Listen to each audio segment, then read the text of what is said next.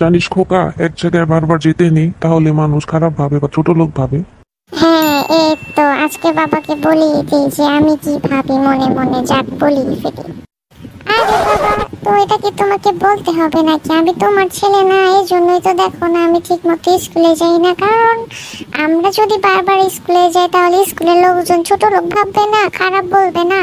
আর তুমি তো সেটা বুঝতেই চাও না, তুমি অযথাই শুধু আমাকে মারপিট করো, আমাকে মারো শুধু তুমি।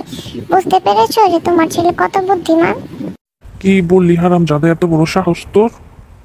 কই, আমি কি বললাম? আমি তো সত্যিটাই বলে ফেললাম, এই জন্য তুমি এত রাগ করবা? বাবা মারবা তুমি আমাকে? যা, তুই এক্ষুনি আমার চোখের সামনে থেকে চুপ হয়ে যা, শয়তান ছেলে।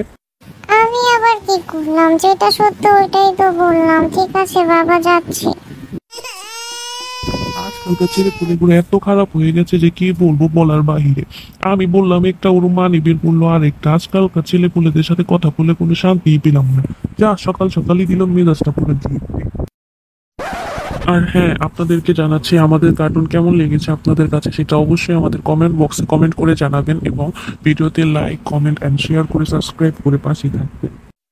আমাদের কার্টুনগুলো যদি আপনাদের ভালো লেগে থাকে তাহলে আমাদেরকে সাপোর্ট করবেন, এবং আপনারা কি কোথা থেকে দেখছেন সেগুলো কমেন্ট করে জানাবেন। আমরা কমেন্টের মাধ্যমে আপনার র্যান্ডম শর্ট আউটে আপনাদের নাম আমরা ঘোষণা করে দিব।